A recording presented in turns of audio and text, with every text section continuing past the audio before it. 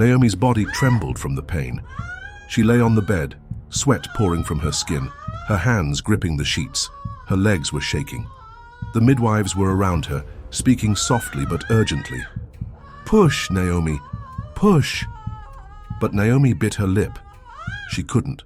She didn't want to. Not yet. Tears rolled down her cheeks as another contraction hit her like a wave of fire.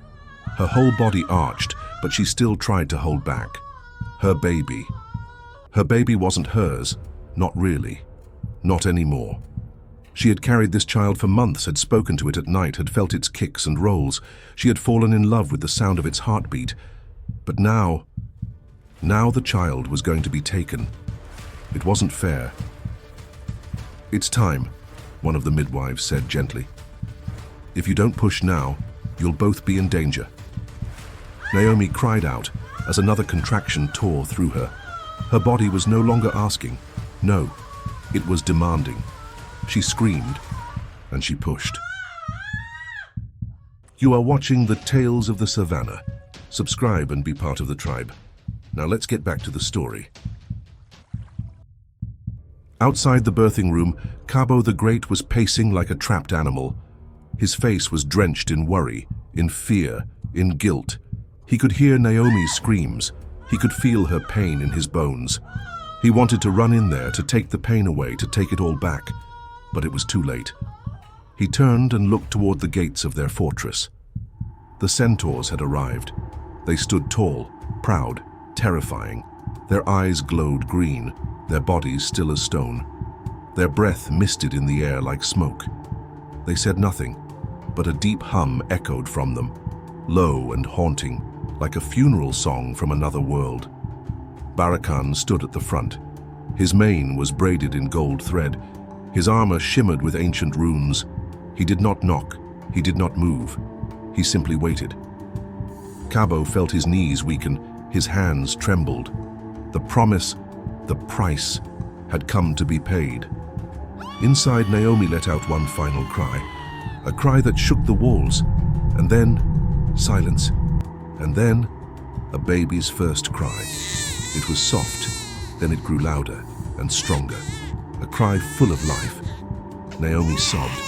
She held the baby in her arms, a little boy, so small, so perfect. She kissed his head. She rocked him gently.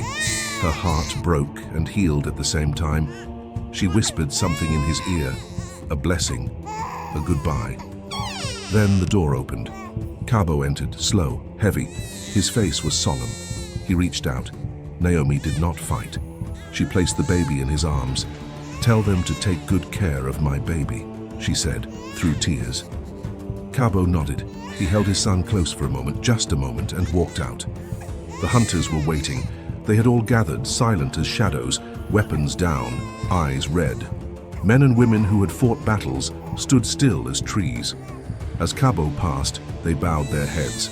Some wept. He reached the gate. Barakhan stepped forward. Cabo hesitated. Then, "What will you do with him?" Barakhan looked down at the small child. Then, up at Cabo. "Our people are dying," he said, voice deep as thunder. "We are losing the magic that binds us to mind and spirit. Without it, we become beasts, wild, mindless. We need strong blood. Your blood." He stepped closer. "This child will not be a prince. He will be a savior. His blood will remind us of who we are. It will give us balance again."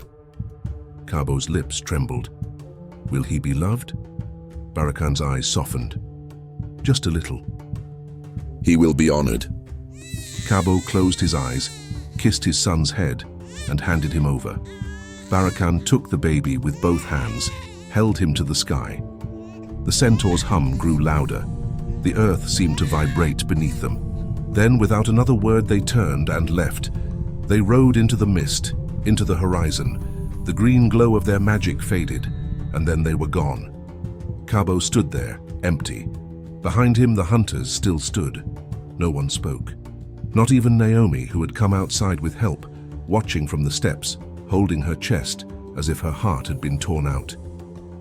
This was the first child born since the goddess created the hunters. and he was gone. The fortress was silent. Only the wind spoke, and it carried with it the cries of a mother who had given everything, and a father who had made the hardest choice of all. The castle was too quiet, too still, like a coffin. Eli could barely breathe inside it. Every corner whispered loss. Every face he passed carried pleading eyes. What now? Where do we go? How do we survive? He didn't have the answers. Not today. Maybe not ever. So he left. He walked through the back gates and down the overgrown path. The sky was grey. The earth was damp. The sun was setting. The only sound was the wind and the soft, familiar rushing of the river. He stood at the edge of the water, watching it flow. He let out a breath. This place used to give him peace. Now, he didn't know what he felt. He dropped to his knees, hands in the wet grass, head bowed. For a moment, he just stayed there.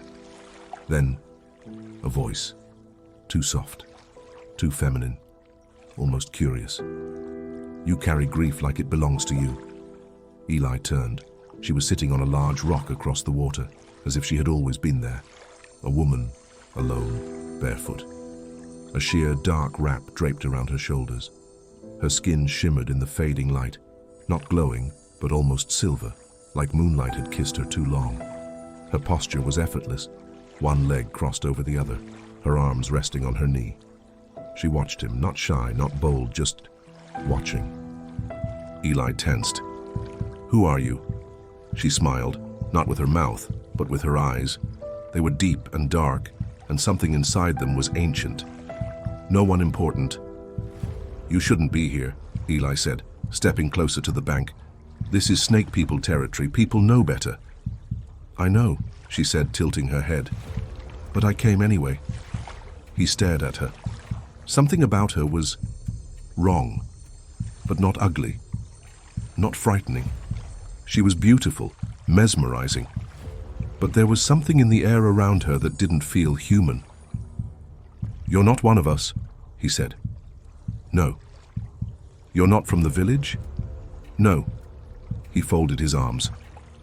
Then what are you? She looked away for a moment as if the question amused her. The wind caught her hair. It moved like black smoke, and when she looked back at him, there was something knowing in her smile. I'm what your people whisper about. But don't worry, I didn't come to take. Then why did you come? She stood slowly, walked along the edge of the river, her feet silent against the grass. Eli stayed still, but his hand brushed near the hilt of his blade, just in case. To meet you. He frowned. Me? Yes. They stared at each other, the river between them. The sun almost gone, the shadows creeping in. Eli took a step forward, his voice lower now. Why would someone like you want to meet me? She stopped walking. The wind tugged gently at her cloak. Her bare shoulders gleamed in the dusk. Because broken things are interesting, she said softly. And you are shattered. Eli swallowed. That's a dangerous thing to say to a grieving man. Her smile widened, but only slightly. Good. I like danger. He narrowed his eyes. People fear us. The snake people. They keep their distance. You don't seem afraid. I'm not. You should be. No, she said, stepping a little closer. You should be. The way she said it. Not threatening. Not kind. Just true. A breeze passed through the trees. Eli stared at her, heart pounding, but not from fear, from something he couldn't name. What's your name? He asked. She paused, as if tasting the question. I've had many, she said, but tonight you can call me Nyoka'tu. Eli repeated it in his mind. It was smooth, heavy. It lingered on the tongue like dark honey. Nyoka'tu. She walked along the river again, her fingers trailing over a hanging branch. I'll be here again, she said, not looking at him. If you want to ask me more. And just like that, she turned and vanished into the trees.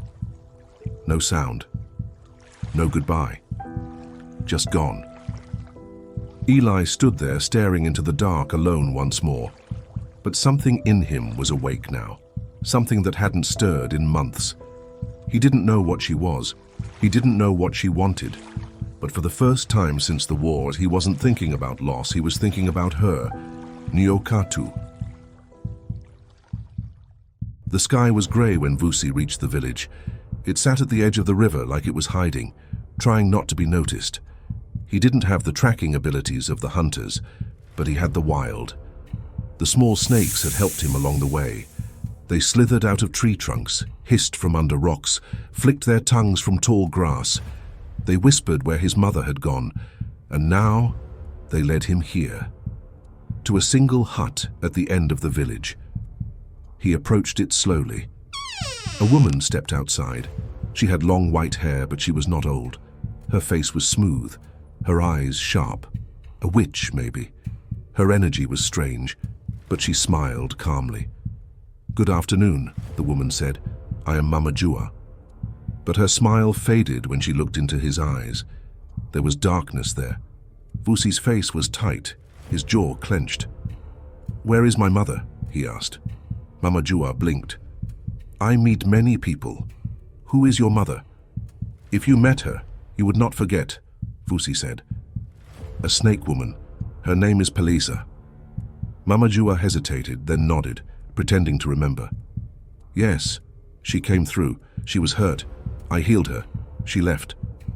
"Was she alone?" Vusi asked, stepping forward. "Yes," Mama Jua lied. Vusi's eyes narrowed. His voice dropped low. "Is there a reason you would be lying to me?" "No," she said quickly, her voice beginning to shake. "There's no reason for me to lie. She came alone. Truly." "You're sure she wasn't with one of them?" His words dripped with warning. I don't remember," Mama Jua said. Her hands trembled. Vusi had no time for games. He was done asking. His body shifted, bones cracked, muscles stretched, his skin peeled away to reveal thick scales. His eyes turned golden, and in seconds he became a massive, terrifying snake. Before Mama Jua could scream, whoosh, a single bite. Her head hit the ground before her body did. Blood sprayed across the hut. Her spirit left her body in silence. No time to pray, no time to speak. Just death. The village was quiet. Too quiet. Vusi shifted back to human form, his chest rising and falling, blood running down his chin. He wiped it with the back of his hand. But something was wrong. He didn't feel right. His heartbeat was loud, louder than before. His eyes twitched. His mouth was dry, but his skin began to sweat. He stared at the blood on his hands. He had just done what the old stories warned them never to do. He had tasted human blood. And long ago, when the first snake man Mambo ruled the old lands, he was told by an old man, a healer, the blood of man was forbidden. It was poison to the mind. It will drive a man mad until you destroy yourselves. And now, Vusi had crossed that line. The curse had already begun. Not that he felt it yet. All he knew was the rage hadn't left. He turned to the trees. The whispers returned. "Find her. Find her. Finish it." He nodded. He would find Palisa, and then Tendai. And when he did, he didn't know what he would do. He also didn't know that whatever was waking inside him had tasted blood. Soon, it would want more. Nala sat on the edge of the long wooden bench just outside the castle. She had been watching him all day. Tendai, running up and down like a boy on errands, sweating, limping a little, looking lost. When she finally called him, he was halfway to the water barrel, balancing a clay jug like it carried treasure. "Tendai," she said, calm but clear. "Come here for a moment, child." He stopped. His chest was rising fast. "Grandmother, I really can't. Laika is waiting. She asked for this water and—" "It will just take a moment," she said, patting the space beside her. He hesitated, clearly torn, but finally walked over and sat beside her. He wiped the sweat from his brow with the back of his arm. His face was puffy, bruised. The skin near his jaw still carried Mandla's punch. "You look tired," she said gently. He nodded. She wants things done quickly. If I take too long, she'll change her mind. She's very particular. Nala smiled. Yes, she knew what was going on, and she would not interfere with the process. Tendai stayed silent, eyes forward. Then she turned her head slightly toward him, her voice soft but steady. Tendai, what happened in that forest? He blinked. What? Don't play dumb with me, she said, her eyes narrowing just a little. I may be old, but I am not blind. Your grandfather, Zoro, he came back different. Tendai looked down. He's distant, quiet, not like himself. He barely touches his food. He doesn't smile, even at night. I know when a man is not at ease. He's holding something inside. I don't know what you mean, Tendai said quickly. Nala's voice dropped lower. He's been restrained, like someone who's tasted something and is afraid to taste it again, or ashamed that he liked it. Tendai's ears turned red. He scratched the back of his neck. Grandmother, I'm not accusing you, she said softly. I'm asking, as someone who's loved him for years, did something happen out there? With someone? Grandmother, Tendai repeated, slower now. He couldn't meet her eyes. She sighed. I've known that man my whole life. If something happened, I would know. But now he won't speak, he won't touch me. His mind is somewhere else, and I am not a fool. I don't know if it's my place to say. So something did happen? Tendai's throat bobbed. I didn't say that. You didn't have to. They sat in silence for a moment, just the sounds of birds in the trees and distant voices in the kitchen. I thought we were honest with each other, she said finally, looking down at her hands. You and I, always. We are, he said. We are. Then tell me the truth. Tendai looked at her now, really looked. Her face was strong, but her eyes, they were hurting. If there is someone else, she said, if something happened in that forest, I need to know, because I can't heal what I don't understand. Tendai's voice was low, barely a whisper. Grandmother, some things happened that I don't even understand, and if he hasn't told you, then maybe he doesn't know how to. Tendai stood up quickly. I have to go. Malika is waiting. Tendai, she called, her voice pleading. He hesitated but didn't look back. She watched him walk away, the jug of water sloshing slightly in his hands. Her eyes didn't leave him until he disappeared around the corner. Something had happened in that forest, and she was going to find out what. The plains were silent. The mists had not lifted. The air held its breath. At the center of the great stone circle, the child lay still on the altar of hide and moss. All of centaur kind stood in a ring, warriors, elders, midwives, and scouts. Every heartbeat waited for the moment. The centaur king, Tharion, stood tall beside his queen, his coat brushed with ash, his chest bare. His eyes did not move from the child. The priest Varunor stepped forward, ancient, white-maned. His hooves sank into the earth like tree roots. When he spoke, the ground answered. From soil to soul, from spirit to stone, from flesh to flame, we gather for the child that was promised. He raised his arms. The chanting began, low, ancient sounds from the back of the throat. Every centaur hummed, and the air vibrated with something older than time. Then Varunor looked to the king. The humming ceased. Only the wind stirred. Tharion, blood of Barakhan, bearer of the ancient line, keeper of the plains. What shall we call this child who has come through pain, through sacrifice, to bind our spirits to the land once more? The king stepped forward. He looked down at the baby. His jaw was tight, but his eyes were soft. He placed one hand over the child's chest, and with a voice as steady as the mountain, he declared, We will call him Kalion, born of fire and of earth. May his spirit carry the heat of the forge and the patience of stone. May he be the balance between madness and peace, between what was promised and what is yet to come. The centaurs bowed their heads.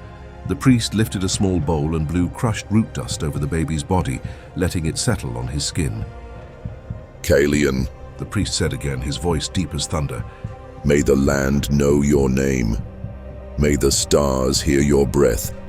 May the bones of our ancestors awaken in your presence. You are no longer a child of the womb. You are now a child of the land. The chanting returned, but it was no longer just sound, it was life. It was acceptance, it was grounding. And when the final note fell silent, it was as if the name had been carved into the very soil beneath their hooves. Kalian had been claimed. The land had received him. Django closed the door to his quarters. The room was dim, the air heavy. Nandi was already inside, her back turned, humming softly as she folded a blanket. She turned when she heard him. "You're back," she said, her voice gentle, a sad smile on her face. "How was the journey?" Django didn't answer. She watched him carefully. Something was off. His silence was not the silence of exhaustion. It was the silence of someone holding something back. "Django, is everything okay?" The baby girl slept soundly in the other room, the same baby that the guardian had returned to her. She was grateful, but nervous now. Django hadn't looked her in the eyes yet. "Is our son okay?" she asked again. Django nodded slowly. "He's fine." He stood there, fists clenched at his sides, jaw tight. "This isn't easy for me to say." Nandi's smile faded. Her heart started to pound.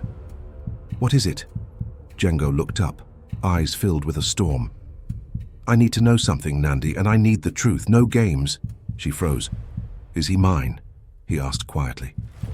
"What?" "Tatenda," Django said. "Is he my son?"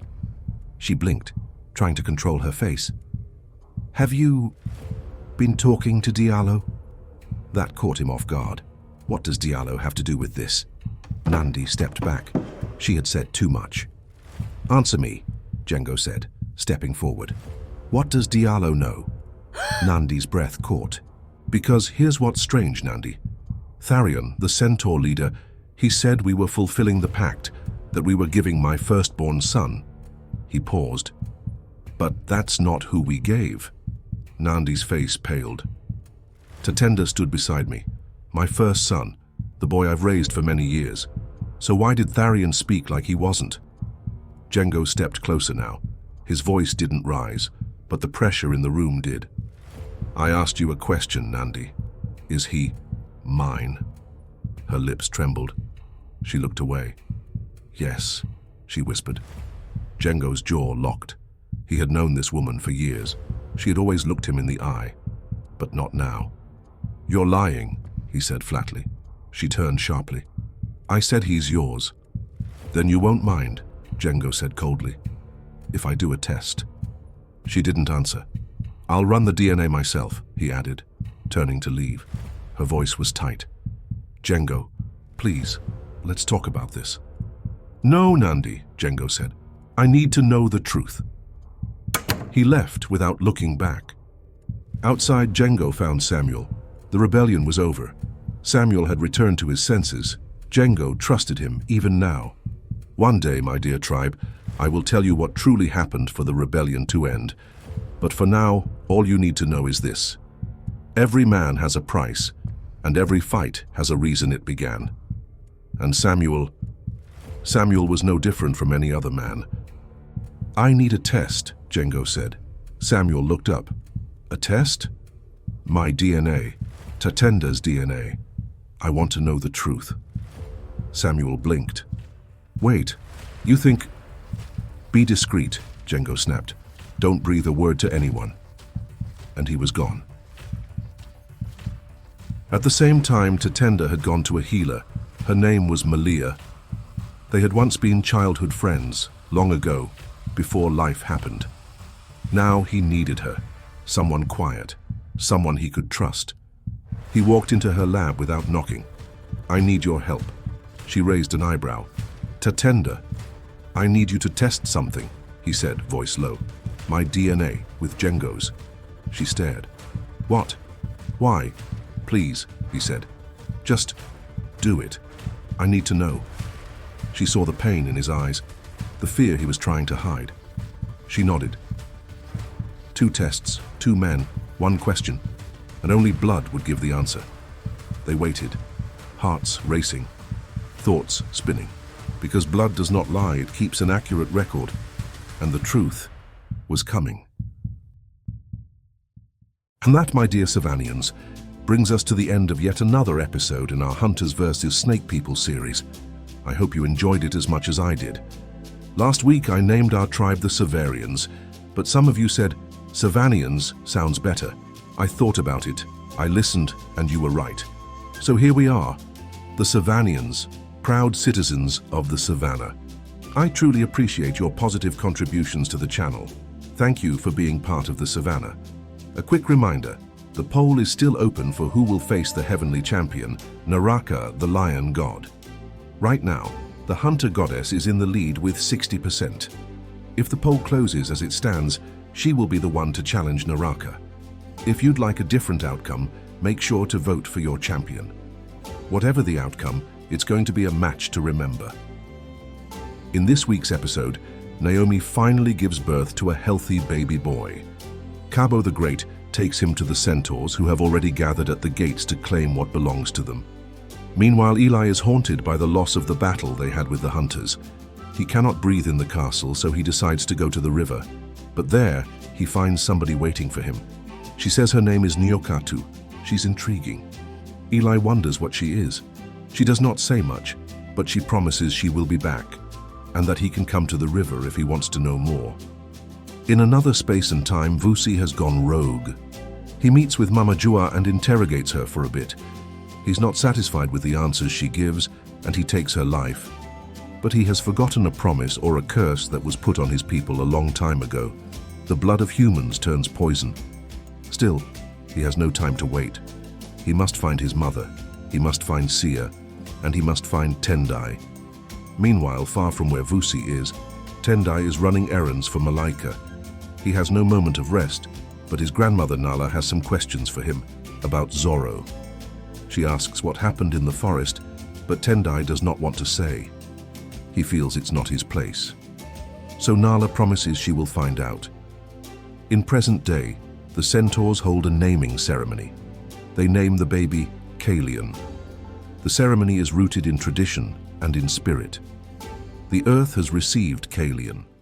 Elsewhere, Django is troubled by what Tharion, the centaur leader, said about his parentage to Tatenda. He asks Nandi if Tatenda is his son. Nandi says yes, he is, but Django does not believe her. He goes to Samuel to ask for a DNA test while Tatenda does the same. There is no turning back, the truth shall be revealed. What will happen next, we'll just have to wait and see. Until then, stay wild, stay curious, and stay ready for what's to come. Want to support the channel and become an even bigger part of our tribe? You can join for as little as the cost of a coffee each month. Your support helps me continue creating the content you love, but of course, just having you here is already more than enough. Thank you for being part of this journey. A warm and heartfelt thank you to all the amazing tribe members who have chosen to join and support this incredible journey. Your belief in this channel means the world to me, and I'm so glad to have you along for the ride. And as always, thank you for watching our story, and we hope you enjoyed it. What lessons did you draw from this story? Share your thoughts with us in the comments below. Don't forget to subscribe and be part of the tribe. Thank you for watching The Tales of the Savannah.